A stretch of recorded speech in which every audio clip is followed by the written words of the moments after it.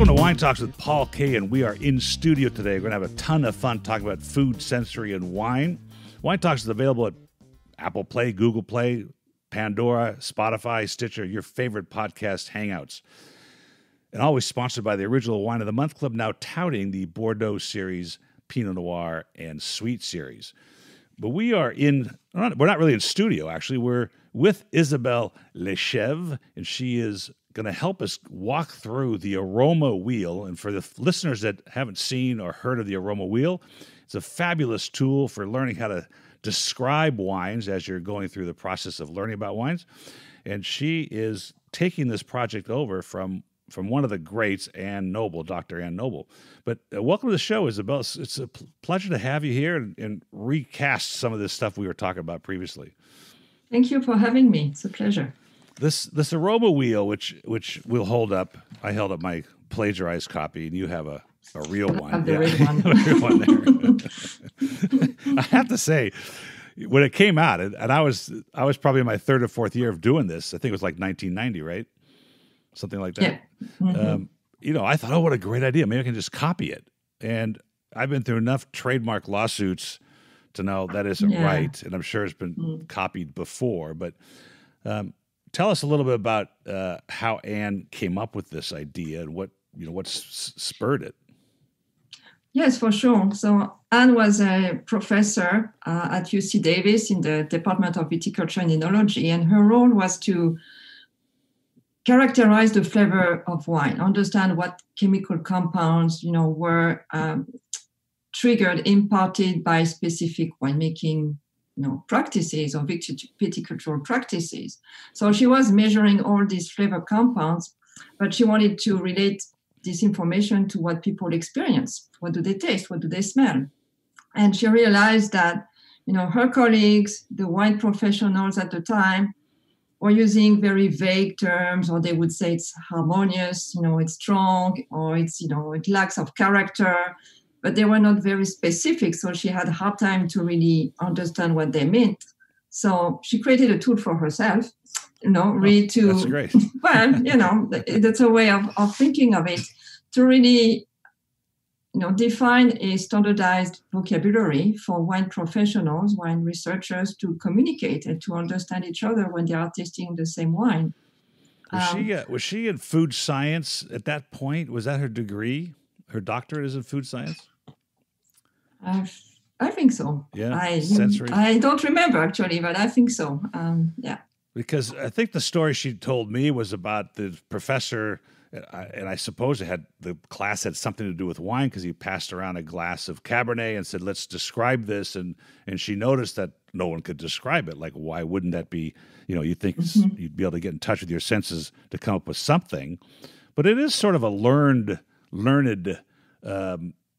application or learned sensory. Is it not to be able to describe, or do you find people that are just natural at it? They're able to do it. No, it's difficult. No, you have to learn. If you think about how our education system works. I mean, we really educate kids and younger adults to use their sense of vision or this tactile sense to navigate around the world. Mm-hmm. We don't teach kids how to smell and to associate the smell of a food with the source of the food. When we say, well, this is an apple, you show them an apple or you draw an apple, but you don't have them smell and recognize without seeing the apple. That's an apple.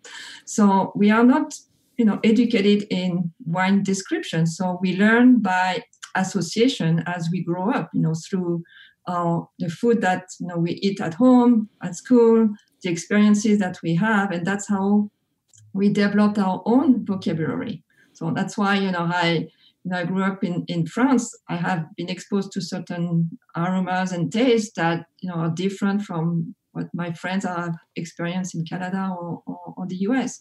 So that's why we are talking a different language, and therefore there was a need to harmonize or at least have a guide to help people understand each other. And the wine Aroma Wheel was that was its purpose. It's kind of interesting because, and you said France. My mom was a great cook. She cooked. In fact, we have a recipe book. She passed away last year of about 200 recipes that she collected and tested and used, including recipes from Escoffier and other French chefs. And I hadn't had her quiche for 30 years at least. And my wife and I were in Paris. We're sitting at a tourist cafe, of course, and they delivered this quiche to me, and it was a broccoli and turkey quiche. And I was paralyzed by smelling this. It took me back about 40 years. And that's one thing about the sense of smell that I've noticed in my career tasting wine. It's extraordinarily memorable. Maybe to describe it's difficult, but when I smell a wine I hadn't tasted probably maybe 10 years later, I can smell that wine again and recognize it. Is that something is that common with the sense of smell? That's very common, actually. When to remember a scent, an aroma, the context and how you feel at that time is very important, because this whole experience is, excuse the jargon, encoding in your memory. Your memory records in the brain. I like that word. Encoding. So, you probably know the famous Madeleine story of Marcel Proust, this famous novelist who was dipping a little cake Madeleine in his tea. And suddenly, vivid memories of his childhood, came without, from nowhere, but just the sense of, the taste, the mouthfeel, everything was just recreating that moment that was very emotional. And wow. that's how we remember, we memorize aromas. So when you go to sommelier school and you smell wine, there are not a lot of emotions in that moment. But when you travel the world, you taste wine, in those beautiful regions, then you remember those, you remember the whole thing. And that's the trick. That's tricky to learn to describe wine aromas. The stories, that I get from people I get texts now, thanks to that technology. I get texts from all over the world on vacation, and I'm like, come on, you're on vacation. You don't have to text me, but they'll send me pictures of bottles and labels, and I'll quite often get the wine that they're tasting at that moment at the trattoria in front of the Parthenon. But when they pick it up from the wine shop and then they take it home, they go, it doesn't taste the same.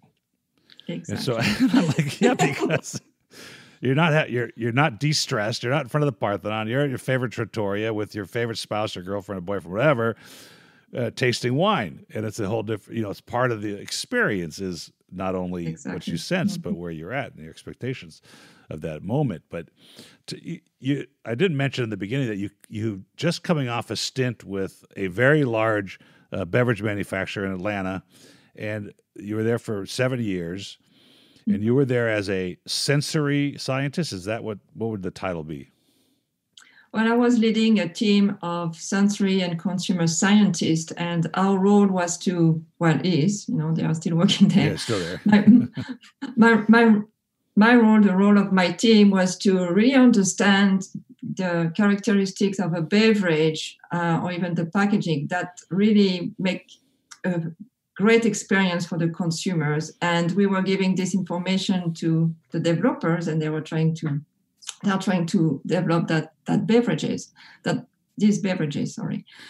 So we analyze what the interaction between a beverage and people, and how people experience it, and what makes a particular beverage or particular wine more likable than another. And then we realize that there are no one consumer. There are many different type of consumers who have different likes and dislikes. So that's our role, to really understand what are those attributes that make a beverage, the favorite beverage of a person.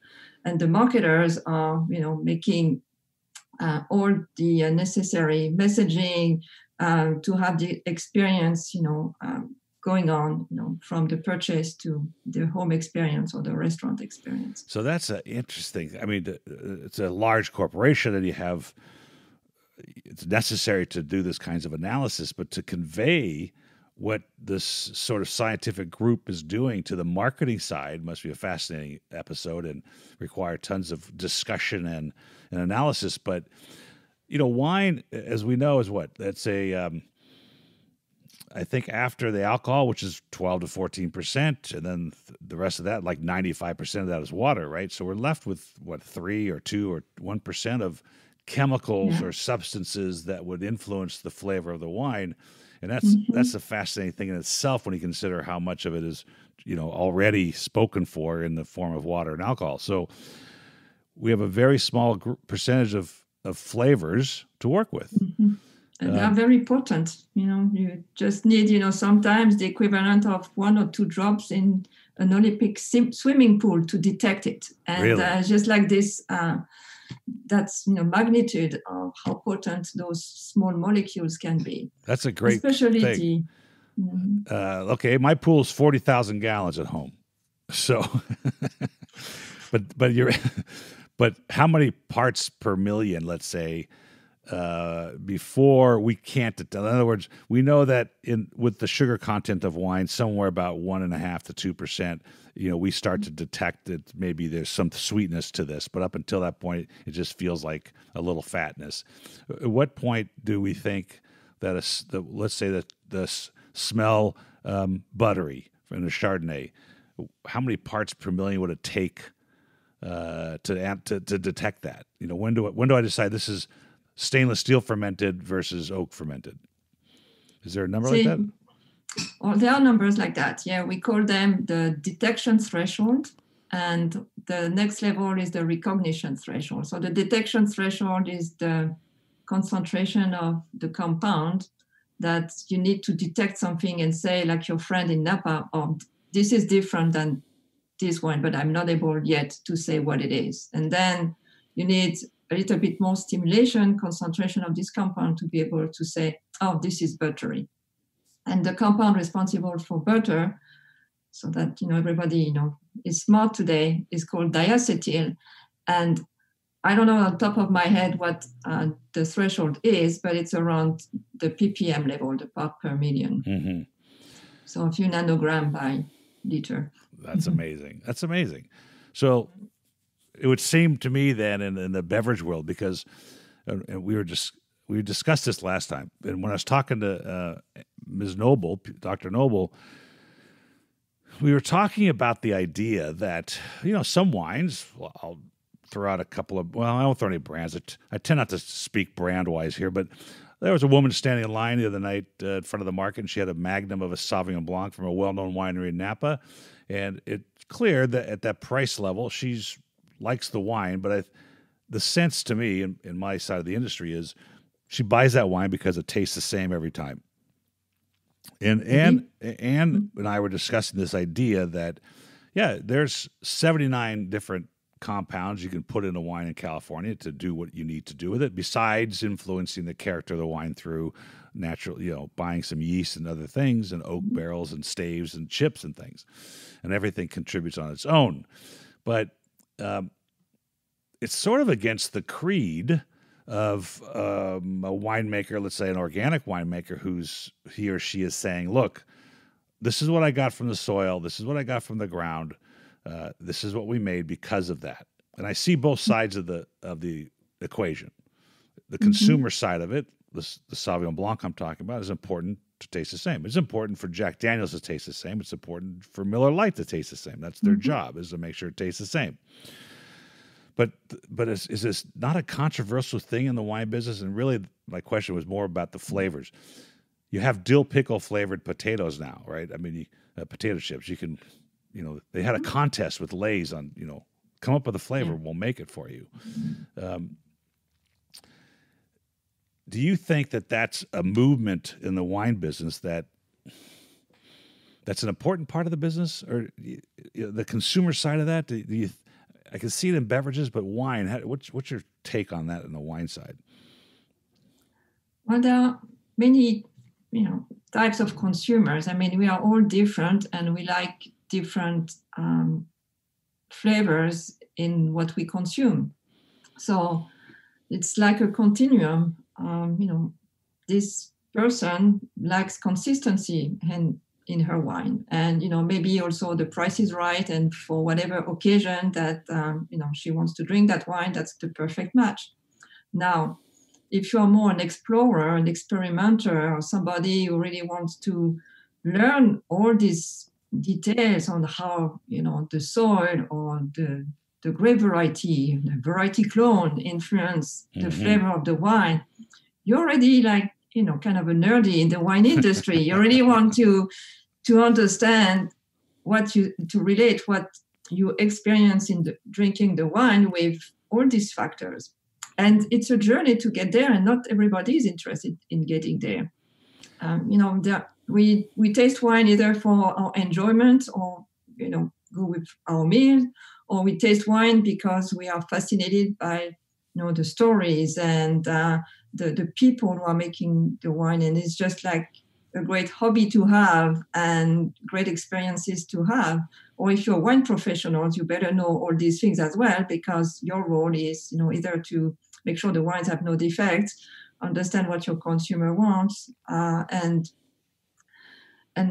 build wine lists at restaurants. So that's interesting. The industry is very diverse. It is. The way you said that it really nails it on the head, because the woman buying that Sauvignon Blanc, she wants to go home and taste this wine, and she knows what it's going to taste like, and that makes her feel right.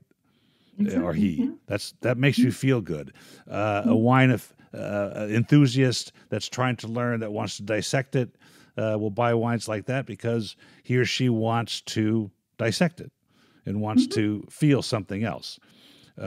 It's interesting because the compounds that are in the wines, and that's part of my earlier question, and I never got to actually, was, I'm going to smell this. I had a Tempranillo last night, and there was what I felt was a bit of anise in the character. But we know there's no chemical compound representing that anise. It's what I sense. Is that correct? Or it could be that the chemical compound for that character that I sense is actually in there. Likely, it's in there, but to make sure, what we would do is have the compound, in water, a reference. That's, what Dr. Noble recommends in the practice. So you smell the reference with the anise compound, and then you smell your wine. And if there is a match in what you experience, then this is what it is. And that's how we learn to speak the same language, because we have references to help us communicate to others what we experience, or to confirm, if we need to confirm, what we experience. So it might be the compound, or it might be an association of flavors that reminds you of something with anise. That's also a possibility. It's I talk to people about cooking, and COVID actually created probably a lot of cooks. We probably a lot of people stay at home. I think they have cooking fatigue. I read that somewhere. I love to cook. My mom loved to cook, as I told you. So, I have no problem coming home from a full day of work and just coming up with something. And the other day, I made 2 horrific attempts at making a bechamel out of olive oil as the part of the roux instead of butter. And then I had to throw that away, and then I had to try to doctor up another version of it with a velouté style, and I tried to put lemon zest in it with some thyme and come up with this lemon thyme velouté, and I dumped that out. And the point being, I try to encourage people that when they're cooking to take a second, and if you're crushing basil between your fingers, or you're slicing garlic, or if you're biting an apple, to take a moment and smell that apple, or smell that thing, or if you're lemon zesting, to stop for a second and smell that zest. Is that something that you would recommend? Absolutely. That's what I recommend to the people I train to become better tasters. Training is every day. It's really about being aware, and maybe because I love yoga and meditation. I'm thinking about mindful tasting. When you taste, you have to be really focused and be there and be aware of what you experience. And when you train, when you go to the grocery store be aware of the smells out there and try to memorize what's going on and put a label on it. And if you can't, you can't. But it's just a new habit to acquire, of this awareness of the smell and the taste that you can experience anywhere, not just when you are, tasting wine at a winery or at home. It's sort of like active listening when you're trying to learn a language. And this is very hard, I think I told you earlier. This is my 5th year of taking French lessons, like 3 times a week. And the hardest part still is when I turn the radio on, not letting my mind drift away on something else. And then what I absolutely don't want to happen, and I suspect it would be the same with your sense of smell, is that it becomes a background event when you're trying to learn something, and it just sort of, you pass on it. And so I'm in the car, turn the radio on, I put on France Info type of thing, and I have to really think what I'm listening to in order to engage my brain to learn anything. And so, but Paul, in the car, I think it's better that you are focused on what's happening in the road than just. Now you sound like Mrs. K. I'm sorry. But it seems, you have to think about it. And I suppose there are a lot of my associates that I taste wine with, or friends that don't care to know. They don't really care to know. They want to know, they feel something good, not just the alcohol, when they taste a glass of wine. And it has to be that 2 or 3% of the compounds that we're tasting that do that, right? That make us feel something, that make us recall a memory, that make us try to express ourselves if we can. And then the other group is saying, I really want to try and figure that out. I really want to understand that if you smell tobacco or you smell dark chocolate, I don't, and why not? So how do we? I know you're starting. You're becoming an entrepreneur, which is great. Congratulations! Yes. I think that's exciting. I love nothing ventured, nothing gained in my entrepreneurial business idea of business. What are we going to work on now? What are you going to do? Then I want to ask you a follow-up question with that. Sure. So, when you describe, this difficulty of describing wine aroma. Some people just want to know, or other people just want to feel confident that, they can taste wine, because, the wine world has been a bit snobbish, still a little bit is, and people are always afraid to be wrong. So my goal with my company is to develop resources, whether, it's one-on-one coaching or online courses, to really equip people with tools and processes so that they feel confident that they can describe wine and have a process to, describe, analyze what they perceive. And this is what I'm piloting right now. I have an online course on the 7 weeks, 7 modules. And I have 10 brave students who accompany me during this process and give me feedback on, they have a lot of questions, and makes me think about different ways of teaching, wine aroma description, because online is not the same thing as having, people in the room. And that's my experience mostly, teaching people in the same room. So I'm adapting my teaching to these new ways of communicating, and so far so good. I have a good feedback. You're going to invent smell-o-vision, and then you'll be on your way. That'll be a good one. You said something very important, and I don't know if some people can get over the lack of confidence despite the continued tasting and focus on trying what they're doing, describing that no matter what happens, they still feel like, I don't really get it, but this is what I sense. And I often tell my friends, just belt it out with confidence. Say what it is, because there's nothing wrong with what you sensed. There's no bad answers. Well, maybe a couple, but just, let us have it. Let us know what you're thinking. And that sort of message tends to help people understand that there's no wrong answer. You should be confident in what you're saying. How does that hang with the weight of the wine? Is that part of your program where you're going to talk about the mid palate, where we're going to talk about how it sits on your tongue, viscosity, or oiliness and those kinds of things, or just strictly the sense of smell? Strictly aroma for now. I touch a bit on what I call mouthfeel, what you just described, viscosity, oiliness, sometimes a bit gritty due to the astringency. I just touch a bit on that so that people can differentiate when they perceive in mouth from those sensation, taste, and mouthfeel, and aroma that we get through the retronasal pathway. So it's more about an education of how do you smell aroma in mouth, and then we just focus on aroma. So the rest is as important as well.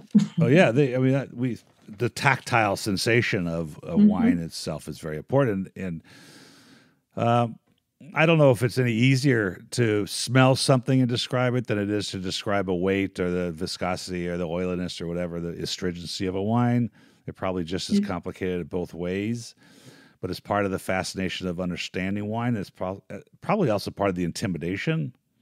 Mm-hmm. Well, there are two mouthfeel wheels that were designed by the first one. The red wine mouthfeel wheel was designed by Dr. Gowell in Australia, and then a few years later, a colleague of mine in Canada created a wheel to describe white wine mouthfeel. Really? And when we train people to describe mouthfeel, it's more difficult actually, because the references that we can give them are tactile with your fingers. There are sometimes sensations of sandy, gritty, etc. I mean, we have sandpapers. We cannot put sandpapers in people's mouth to recreate the sensation. Some wine tastes like paper. Yeah, some wines taste like paper too. So it's difficult for any even trained panelists to abstract from what they touch to what they feel in mouth, and it takes more time to really train on how to be a good descriptor of mouthfeel. Well, it's as important a conversation when you're trying to decide or analyze wine, because they're not mutually exclusive. They kind of go hand in hand at some points, particularly the mid palate, when that weight is there, and you need to describe the complexity. And this is probably one of the hardest things that people don't detect, and that is during the second part of the taste. I'm getting a lot of sensational flavors, and they seem to be stacked on top of each other. They seem to be melded together, whatever you use to describe that. And that part's very intimidating for people to try and grasp. But let me ask you a school of thought question. If you Google the sensation, the taste buds of the tongue, don't remember the exact locations, but you're going to see that on the sides and the back is one thing, and the sides and the middle is another, and the tip is whatever. And that the mid-tongue palate doesn't have a lot of receptors. And then there's some sort of argument to that this is wrong. Everything. There's the argument right there, I guess. So how do we fix this? Because if you Google that, that's all you see of these graphics of the tongue. And the origin is unfortunately a bad translation from a scientific paper. I think he was German. This German psychophysicist was, tasting where on our tongue we were most, people were sensitive to sour, to sweet, bitter, and salty. And they just, touched certain areas on the tongue. And then he created this map to show where it tasted. It tested with an E. And then it was translated as these are the areas where you only can taste the 4 basic tastes. Research has evolved, with all the technology. We know that we have taste buds all over the tongue, in the papillae, and even at the beginning of the larynx. So we can taste if we have our receptors, taste receptors in shape. We can taste anywhere on the tongue and in the mouth. I've tried to test it, manually, right? Like put a wine in your mouth, and then, I don't know. It seems seems to cover everything, and it's not like my brain can sense what's happening on the sides versus the tip. What happens to the tongue with age? We know that women have better palates than men generally. We know that tasting wine from 9 to 11 in the morning is probably the optimal time as far as your receptors are concerned. But over time, avoiding COVID as the answer. And my daughter just lost her taste the other day. Oh, shoot. Yeah, she got it back. Well, actually, she lost her sense of smell, and she was very happy because she was changing diapers was no longer a problem. But now it's got a problem. So what happens with age and the quantity of receptors and the quality of the receptors? Sure. So there are a few things before, if I may, about what you said about women being more sensitive than men. I read a literature review the other day, and this team of researchers analyzed thousands of papers, and they haven't found clear evidence that women are more sensitive or more articulate to describe, products. What happens is that traditionally, women, we are more exposed to scent odors than men, because traditionally we take care of the house, we cook, and we have to use our sense of smell maybe more than men, again, traditionally. So that's maybe a fault to challenge in the future. In terms of aging, yes, we can have our sensitivity decrease, but really it depends. If you have always trained your sense of smell and sense of taste, you have a good chance not to have this decrease. I mean, I think I've seen some data showing that you tend to like, sweeter foods, later on, or certain type of foods, but it might not be just your receptors or your sensitivity that change. Sometimes you have inability to chew, and therefore you don't taste the same thing. So my dad, who's 92, my mom, I think I mentioned she passed away this year, but they were loving McDonald's chicken sandwiches and their Egg McMuffin, and it's the stuff that in their younger days they would have never eaten, having been raised the way they were raised. And my dad's from, raised in the English schools and the English way of life. So is that from, maybe it's not a sensory thing. Maybe it's just, the mindset thing. It's just, oh, yes, Denny's. Remember, Denny's, they loved their French toast or pancakes. I'm like, are you kidding me? This is stuff that you would never let us eat when we were kids. But maybe that's not an effect of their sensory, maybe it's their interpretation of what they sensed. Well, I mean, I don't know if you ask them what they. I'm a researcher. Well, it's just interesting and, to me. It could be just the flavors, or just the experience is not the same, or there might be more than just the senses. So when you're studying the sensory of smell, and you're coming to corporate America to use those skills, and this team of people that you were working with to help the corporation understand what were positive reactions to certain smells or flavors, is this focus group work? Is this biology? Is it chemistry? What are the facets of working in that environment for a beverage company? And by the way, some large wineries are also using sensory and consumer science in their developments. And the beer industry, so other beverages. For sure.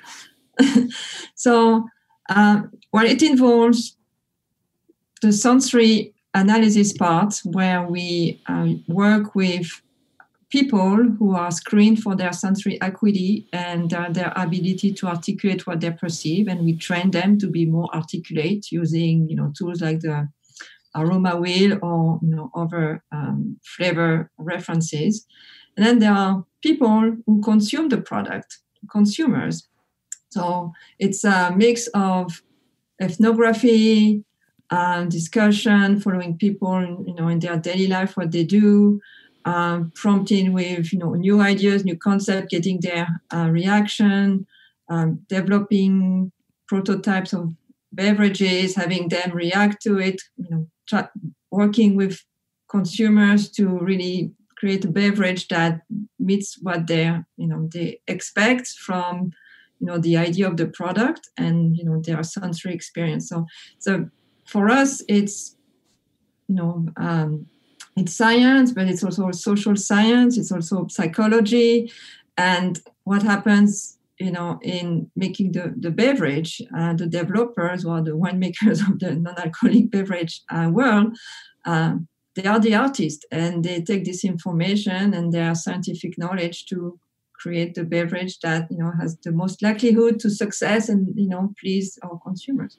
So that's interesting. You brought up the wine world, because maybe there's a whole bunch of reasons why it's happening in the wine world. Beer, for sure, I can understand. I mean, you get they ferment just about anything they get their hands on to flavor a beer, and I hoped, I guess, to stimulate the consumer into thinking this might be interesting if they taste it.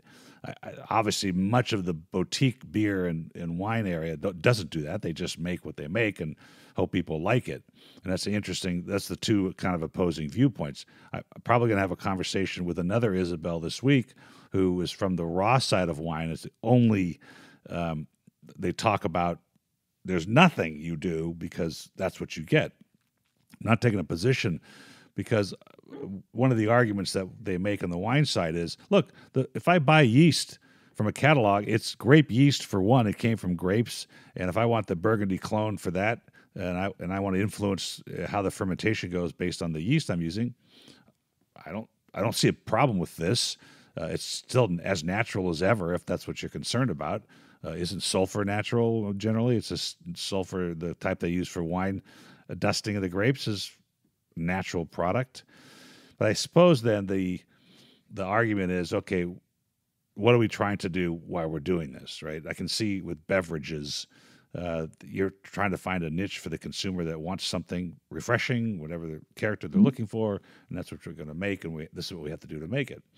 And I think in corporate America, wine, probably the same thing. You mentioned that there's food scientists now on the wine side to not to alter, but to work with that 5% or 3% of the flavor profile of that wine. The role is to really understand what consumer likes or dislikes. I mean, the goal of a business is to serve their consumers, the people who they make the product for. So the first thing is to understand your consumers. To understand your consumers when you sell a food or beverage is to understand what they like or dislikes. And therefore, we need to do sensory and consumer product testing to get this information. After that, it's the company strategy to decide to serve a particular segment of this consumer pool, to go, maybe to help this lady you were talking about earlier, who purchased this, magnum of Sauvignon Blanc. She's one of their consumers. But you have also people who are more interested in, the high-end Cabernet in Napa. They have a profile. They're all different, but they have a profile and some characteristics that one consumer segment really enjoy. So you really need to understand that. I mean, when you're a big company, you need this information. When you're a boutique winery, you taste with the people who come at your door to really understand, how they experience your product and what they like and dislike. And often, to be totally honest, winemakers are making the wine they like. Oh, that's right. That's exactly right. Then, the consumer, the tourist, people try to find the winemakers that make the wine they like. And, it's just an agreement like that. Exactly. But when you're a large corporation, you can't do that. So you need to have those tools to help decide, which consumer we want to serve. That's a very interesting point. It's the exact part of the conversation that needs to be had, and that is the winemaker gets hired because of his or her bent toward things. Let's face it, they're like chefs. You can make bechamel anyway, a lot of different flavors, and it depends on the winemaker as to what direction they want to go in, and that is consistent. In fact, I've had that conversation with a few wineries that have changed the helm a couple times. So if we've built this customer base around certain characteristics of the wine, then the new winemaker either blows it and changes it, and sales plummet because no one wants to drink it anymore, or they try to manage that profile and continue with that going forward. And I can see the same thing obviously with beverages. I mean, like the interesting debacle at the organization you were with, that they brought out I think the original formula or something. They changed the formula years ago, and man, they swept that off the shelves as fast as they could do it because it was unsuccessful. And so it's an irony of the wine business, because I think the consumer doesn't quite understand it all. It's still romantic. We still choose a wine and has certain ethereal value when we drink it. That's what it's for. But at the same time, they're in it to make a profit. And I think that we're going to see a lot of wineries through the COVID part of this and not survive because they weren't ready for it as far as marketing is concerned. But let's face it, we want to make wine that people are going to buy, right? Yeah, that's a business. That's the bottom line. It's the business. And I often tell people, particularly when it comes to sulfur, if I'm gonna plant a vineyard that costs a lot of money and pick the grapes, and there's a threat for mildew, I'm going to sulfur those grapes, make sure, and I know there's biodynamic methods to do that, but when the push comes to shove, I'm not losing my crop, when it comes down to it. Right. Yeah. So tell me about the sequence of your 7 modules of your online class, and we'll talk about how people can join in with you the next time around. I think you said you're going to ready to launch sort of to the public in January. Is that it? That's correct. Towards the end of January, the date to be confirmed very soon. It's the end of the year. We do our planning for the 2021, hoping everything hopefully will be better. So the approach is, the first week we set the stage. I explain, the different approach between analytical wine tasting, people who are professional, they want to taste to assess the quality of the wine, and then the sensory analysis of wine, which is about describing all the sensations that you perceive. The ultimate goal can be the same or can be different.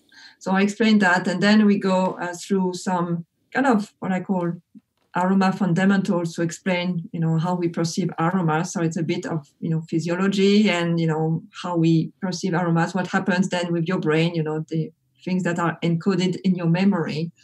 And then the next module, I talk about how we learn aromas and our education and how we are not taught to smell, and therefore it's kind of an indirect learning through associations, and that's why we have all these very individual language of aromas. And then I introduce how we are going to establish some common references using the wine aroma wheel, and I'm going doing a deep dive on most of those aromas, explaining where they're coming from and how to create at home our own references. So that, if you have never smelled something, you cannot describe what it is. So if we can prepare a reference and then learn that way, I give some tools and tips to the students on how to do that at home. I want to pick one of these wheels or one of these wedges and walk through it for the listeners. But I remember doing something, and I was on a call with Jean-Charles Boisset, who just with Baccarat crystal made a glass, and he has a certain dimension of the glass, and as far as the nose, the rim is concerned, and I use an INAO tasting glass. It's like a 6-ounce glass with a narrowing thing. It's not very good for drinking wine, but it certainly is designed by engineers to bring. Is that do you promote? That's what we use, in sensory of wine. We use the INA or ISO glass. ISO. The ISO glass. Yeah, it's a great glass. Now, I will say, when I'm tasting wine with the Jean-Charles and I'm going through this heavy Baccarat crystal, which is one of the great trademarks of the brand, and he tells me that the mouth is 5.6 centimeters or whatever it was, and more so on a glass like that than the INA or ISO glass. If you start from the edge of the rim and move your nose to the middle and then move it back to the rim again, going north to south or east to west, you get different sensations. You smell different complexities. And I can sit on a glass if it's a very bouquet-driven wine. I sometimes just sit there for a few minutes and just smell it to see what I can peel back. So, but I used to always... I was under the impression, or somebody told me once, that the left side nostril and the right nostril may detect different things. Ever heard that? No, but are they connected? I have bad sinuses, so I don't know if I can do it. Well, they connect at the top somewhere, where you have your olfactory receptors. So they end up in that chamber, if you will. That's where all the volatile compounds are reaching your olfactory receptors. It might be that I was just congested that day. I mean, and that's the thing. We are all different. We are all equipped with, different, size of nostrils. And, we have different velocity of air going up. And we have all different, we have receptors for most of the odorants, but, some people are more sensitive than others for certain odorants. Some people can't smell a particular scent, and it's just because they are they don't have the receptors, and it's genetics. So that's why it's so difficult to try to have a conversation, and then when you have the sommelier or the teacher saying, well, this is what I smell, all the students feel like they have to smell the same thing. Or if you're reading, the back label of a description of, famous wine writer, describing the wine, and you say, well, it smells raspberry. I don't get it. I must be, there must be something wrong with me. Wrong. I got to talk to my parents because they didn't give me the right sensors. So I think that's, what I try to convey in the course is that, it's normal that we perceive different things. It's normal that we have a different language, and this whole mindful tasting, this whole package, this awareness and these processes that I'm teaching you will make you more confident, and you will develop your system.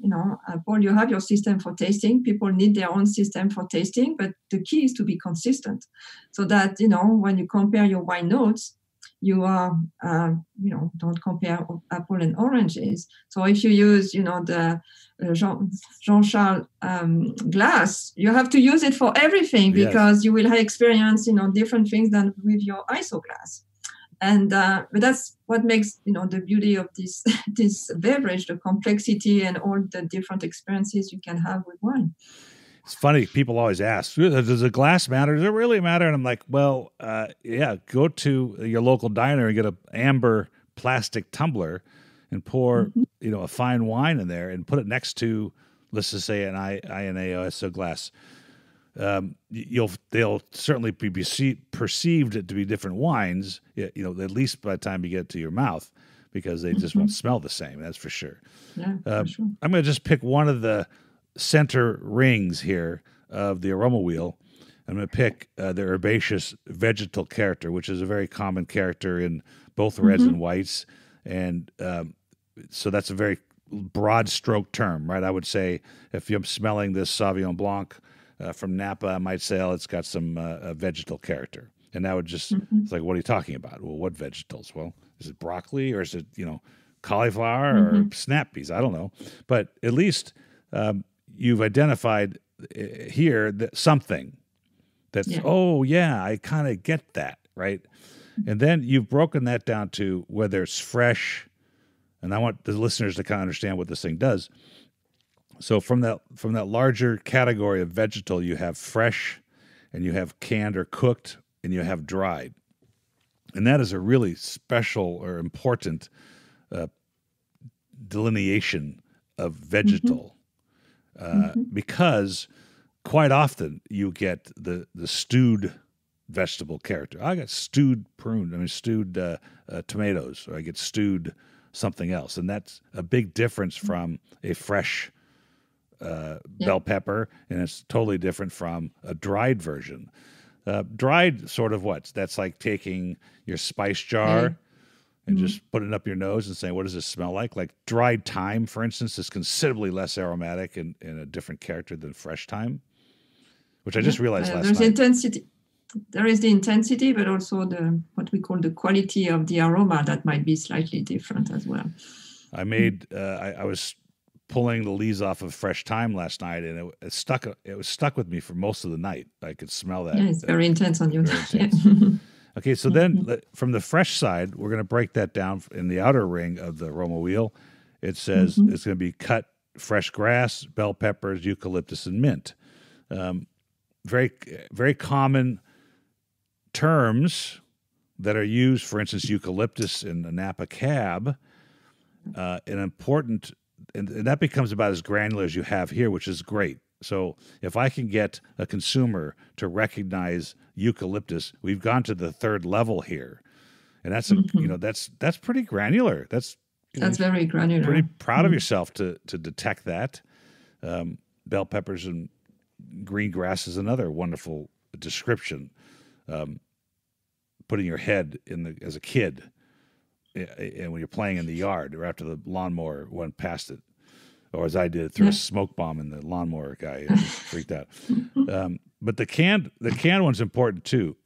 Canned asparagus, canned black olives, green beans, green olives, very pungent and very well described smell.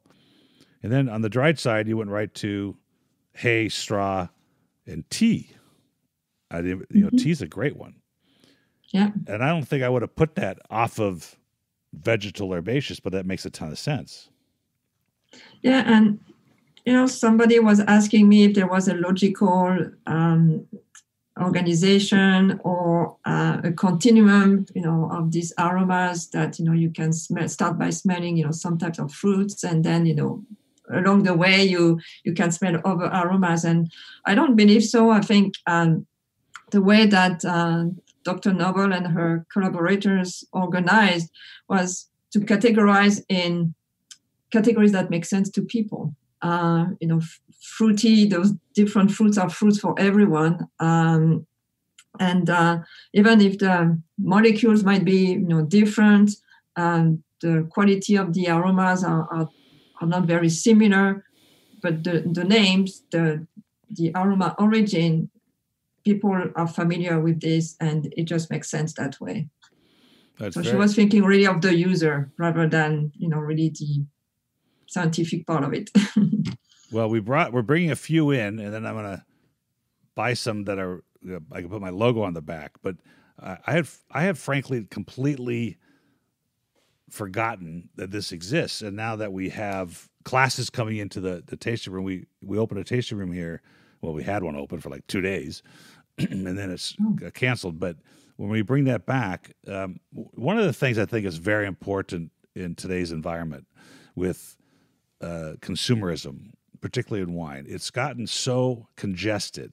There's so much messaging going on the internet. I mean, it's ridiculous. If you sign up for one wine-related thing, you're going to get dozens of them, and everybody's got a different message or trying to differentiate themselves from the other one, particularly on the retail side, which is what I do. But 15 wines for $45 on Groupon, and then there's other vendors out there trying to sell one bottle for $65 and more. So I think the consumer's completely confused, and it's time to re-educate. It's time to regroup. It's time to sort of have a place to go for somebody to just clear the air, figure out what they like, and develop from that point. I think we discussed this last time. I want to bring back Les Amis de Vin, which would be a wine enthusiast organization from the novice to the aficionado, handle all levels, do things like your class, make them available. The Aroma Wheel, live tastings, virtual tastings, dinners and pairings. And I know we're going on a little while here, but let me ask you one question when we talk about food pairing. And we had this fun exchange about that. Because I don't know, sometimes it seems very random. Is there a synergy, you think, between the compounds in wine and the foods they go with, or it's just sort of hocus pocus, or it's just kind of, there might be some chemical reaction that works? On the basic taste, like sweet and bitter, we know that sweetness suppresses bitterness, or sweetness suppresses acidity. Or salt will, amplify, yes, certain aromas. But then after that, the reality is, and again, I'm coming from a different tradition, different culture. I mean, we were drinking wine with food, not to try to make a perfect pairing. That's right. But we just wanted to enjoy the wine and the food. So yeah, you don't want to have clashes, but it happens to me all the time. If I really like the wine and maybe it's not, it's maybe too astringent or too flavorful for the food I have, I will drink the wine. It's my mouth with water because I'm a sensory scientist and eat my food. So I think there are a lot of buzz, a lot of, education around food and wine pairing. It can be fun, but it's not mandatory to do that, because at the end of the day, you want the experience. It's more than just food and wine pairing. It's just the atmosphere. And then, if the wine doesn't go with the food, hey, that's not the end of the world. You can still appreciate your wine and still appreciate your food. That's more evident and highlighted. But when I get home, and because I do this every day, I have a sense of what I feel like drinking. There are times I feel like Burgundy, and there are times I feel like a Napa Cab. Let's just pick two extremes. Yeah. And so I don't always consider what we're eating. No.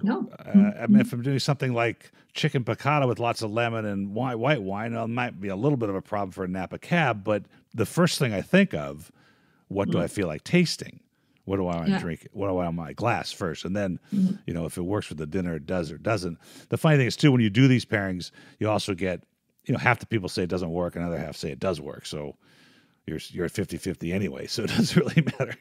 Yeah. So and again, I don't think there is wrong, right or wrong there. There's no wrong, right? As well.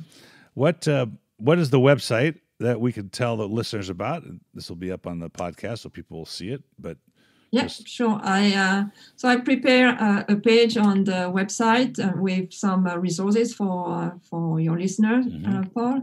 So the website is wine tasting in one word -demystified.com and /winetalks.html, because I couldn't do otherwise.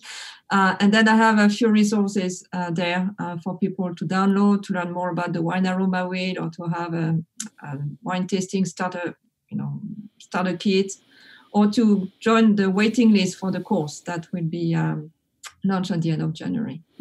Excellent. We're like I said, we're gonna bring a bunch in. We're gonna. I'm always looking for things to, you can only give away so many corkscrews, right? You can only give away so many wine pairing, cheese and pairing guides. I mean, you can get that anywhere on the internet, right? I mean, that's easy to duplicate and find. So I'm very excited to bring the Aroma Wheel back, not to copy it and violate trademark like I wanted to do 30 years ago, but to... I talked to my lawyer earlier on. So. Yes, exactly. The worst kind of law there is trademark law anyway. But it's been a fascinating conversation, despite the technical difficulties. And I hope we stay in touch, and we'll have this conversation again sometime in the future. Absolutely. And one day, if you're in California or I'm in Atlanta, we'll do it live. Excellent. So, I would love to do that. And good luck with the tasting room. And I'm here to help if you have any question, and people can contact me if they have any questions as well. You're on the list. All right. Thank you again. Cheers.